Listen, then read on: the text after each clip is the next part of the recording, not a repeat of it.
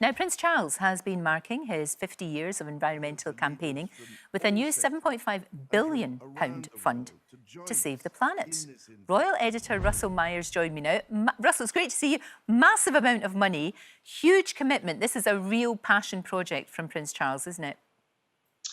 It is. Good morning, Lorraine. Yeah, there's a huge buzz about this, and over 50 years of campaigning, Prince Charles believes that this is his sort of pivotal moment in the fight against the climate crisis, the big climate emergency that he's so passionate about. And he was supposed to be in Paris yesterday, but he did something live via video link where he was speaking about the Terra Charta. It means Earth Charter. And basically, it's signing big business up to be more sustainable. It's like the Paris Agreement for governments all around the world, where they agree to sort of try and fight the battle against climate change. I think we've got a little clip about what he was saying yesterday. It's very powerful. The images are incredibly powerful as well. And what was good was that message has got out loud and clear. You know, sometimes, and we've talked about this before, some of the other royals sometimes announce things on the same day as a big initiative like this, but that didn't happen this time, which is great. And he should be saluted for what he's doing.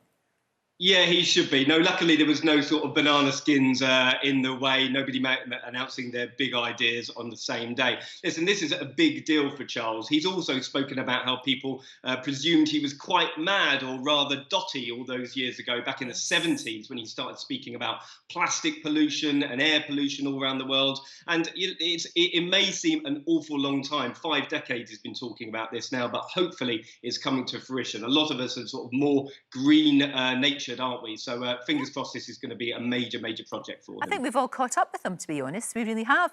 Now, moving on to his mum and his dad, the Queen and Prince Philip. They received their COVID vaccinations, didn't they, at the weekend? But they're not going to tell us anymore, are they? They're not going to tell us about the next vaccination they need to get. No, they're not. And I think this is a big deal, because everyone was speaking about when the Queen and Prince Philip, I mean, the Queen's 94, Prince Philip is 99, and when they were going to have their vaccinations. And the palace was saying up until last week that it was a private medical matter. They weren't going to speak about it, but the Queen took the personal decision to actually let it be known that she had had the vaccine. But I can reveal she's not going to reveal when she's had her second vaccine. And the reason for this is because there's 2 around at the moment, the Pfizer-BioNTech one and the Oxford AstraZeneca one. And they don't want people going into their local GP saying, well, I want the one that the Queen has had. So in order to sort of squash all of that, she has said that she won't say when she's had a second one. But it's a powerful message out there. Get your first vaccination if you can. It's a powerful message to the anti-vax movement. And certainly the Queen wants us to all get out there and do our bit. Exactly. Exactly. That's kind of what she is for in these times, isn't it? Now, look, Harry and Meghan, we could see them back in the UK this summer. It's kind of, it must be a year just about that they did mix it, as they call it. But they could be back, and they could be back, actually, for quite some time. Well, certainly, there was a lot of talk recently about whether Harry would come back. They've got this March 31st deadline for their 12-month review of their divorce deal that's been put when they left their royal roles. But that has obviously been squashed. We're in a lockdown. The travel restrictions in the US means that Harry can't travel over here. However, there is a lot happening. There's a lot being planned behind the palace walls for the summer. Fingers crossed these go ahead. In June, it's the Queen's official birthday, the big trooping of the colour event that we come to, watch.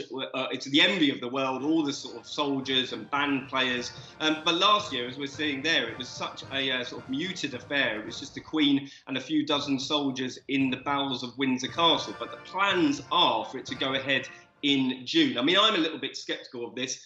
Fingers crossed that it will go ahead, but I can't see how we can have a major event. But Harry and Meghan may be coming back for that.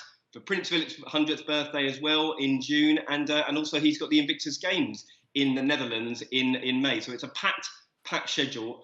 Also in July, the 1st of July, they are revealing the statue of Princess Diana with his brother. So this could put to bed all those sort of rumours of the rift and whether they're actually getting on. So I hope it's a summer packed full of events. We can just hope for the best. You're right, and it'd be really good to see both of them honouring their mum. That would be the perfect way to reunite and to solve all of those problems that we know that have existed. Harry and Meghan, though, have quit social media. We know that they turned their back on the mainstream media and went to social media thinking that would be better, but now no. Well, yeah, one of their advisors is saying that they've launched this new charity, Archwell. Finally, they were sort of planning some big things last year, and obviously they've been scuppered with the coronavirus crisis as well. However, this the big new charity launch is not going to have a social media presence, and they aren't going to have a personal one.